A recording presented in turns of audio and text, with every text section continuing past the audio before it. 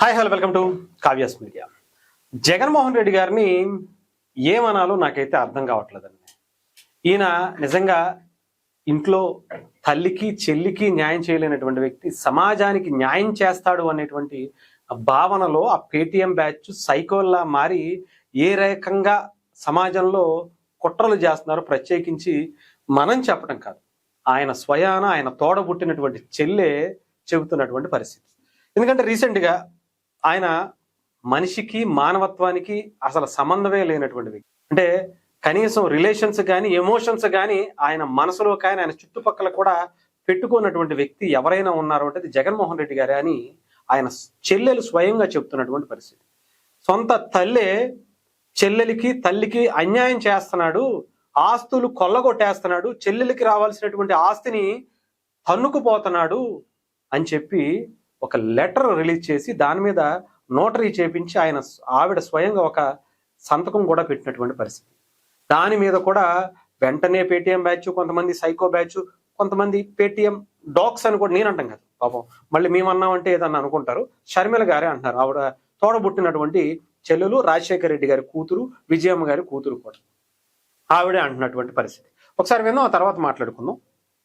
Letter నిజం కాదని, విజయమ్మ గారు అసలు సంతకం పెట్టలేదని, లేక ఒత్తిడి మీద నేను పెట్టించానని మళ్ళీ వైసీపీ సైతాన్ సైన్యం ప్రచారం చేస్తుందని విన్నాం. అసలు నిజంగానే విజయమ్మ గారు సంతకం పెట్టకపోతే విజయమ్మ గారు బయటకు వచ్చి సంతకం నాది కాదు అని విజయమ్మ మీడియాకు చెప్పే అవకాశం లేదా? విజయమ్మకి చెప్పలేరా? లేక జగన్మోహన్ రెడ్డి గారే ఫోన్ తీసుకుని అమ్మా సంతకం నువ్వు పెట్టలేదంటున్నారు, నిజంగానే సంతకం నీదేనామా అని జగన్మోహన్ రెడ్డి గారు అడగలేరా? పోనీ అమ్మ సంతకం నీది కాకపోతే చెప్పు, నేను సాక్షి రిపోర్టర్ను పంపిస్తాను, మీడియాతో నువ్వు మాట్లాడు అని జగన్మోహన్ రెడ్డి గారు అమ్మని అడగలేరా? మరి ఎందుకు అడగలేదు? మరి విజయమ్మ గారైనా మీడియాకు వచ్చి ఎందుకు చెప్పలేదు నా సంతకం కాదు అని? ఎందుకంటే అది వాస్తవం కాబట్టి, జగన్మోహన్ రెడ్డి గారికి కూడా ఇది వాస్తవం అని తెలుసు కాబట్టి. కానీ నిజం వాళ్ళ పక్షాన లేదు, వాళ్ళందరూ అబద్ధాలు ప్రచారం చేస్తున్నారు కాబట్టి వాళ్ళకు దమ్ము లేదు. ఈ రోజు జగన్మోహన్ రెడ్డి గారైనా సరే ఇంతమంది సోషల్ మీడియాలో సైతాన్ సైన్యం చేత అయితేనేమి, లేక వాళ్ళ నాయకులనాలో కుక్కలనాలో వాటెవర్ అనుకోండి వీళ్ళ చేత ఎందుకు మాట్లాడించడం? ఇది జగన్మోహన్ రెడ్డి గారి రాజకీయాలకు సంబంధించిన విషయం కాదు కదా. జగన్మోహన్ రెడ్డి గారి వ్యక్తిగతంగా ఆయన ఆస్తులకు సంబంధించిన విషయం అయినప్పుడు, రాజశేఖర రెడ్డి గారి ఆదేశం జగన్మోహన్ రెడ్డి గారికి నలుగురు బిడ్డలకు సమానంగా ఇవ్వాలి అని జగన్మోహన్ రెడ్డి గారికి తెలిసినప్పుడు, ఎంఓయూలో జగన్మోహన్ రెడ్డి గారు నేను సంతకం పెట్టినప్పుడు మాట్లాడితే గిట్లాడితే జగన్మోహన్ రెడ్డి గారు మాట్లాడాలి కదా. ఎందుకు ఇతరులతో మాట్లాడిస్తున్నారు అంటే జగన్మోహన్ రెడ్డి గారికి మాట్లాడే దమ్ము లేదనుకోవాలా? అందుకే ఇతరుల వెనకాల దాపెట్టుకుని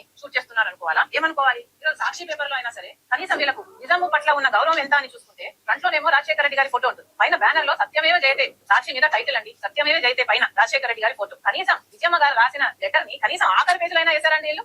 ఇలా సత్యం పక్కన నిల్చుండేది. They are ashamed to truth. పాపం ఇది షర్మిల గారు చెప్తున్నటువంటిది పాయింటే కదా సార్, నిజమే కదా సార్. జగన్మోహన్ రెడ్డి గారు మరీ ఇంత దిగజారిపోవాలో చెప్పండి?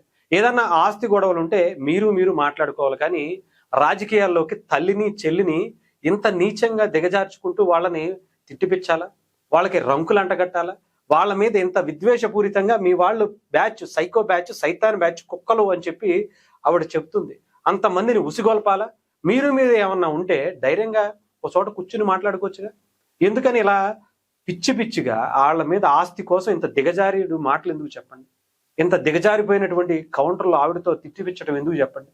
మీతో పాటు పుట్టినటువంటి చెల్లే కదా, మిమ్మల్ని నవమాసాలు మోసి కన్న తల్లే కదా, ఆవిడని కూడా అవమానించినటువంటి పరిస్థితి. ఇదేం దారుణం సార్, ఇదేమి రాజకీయం సార్? నిజంగా కనీసం విలువలు లేనటువంటి వ్యక్తి మీరు సమాజాన్ని ఏం ఉద్ధరిస్తారు అనేది చాలా మంది ఆలోచించుకుంటున్నటువంటి పరిస్థితి.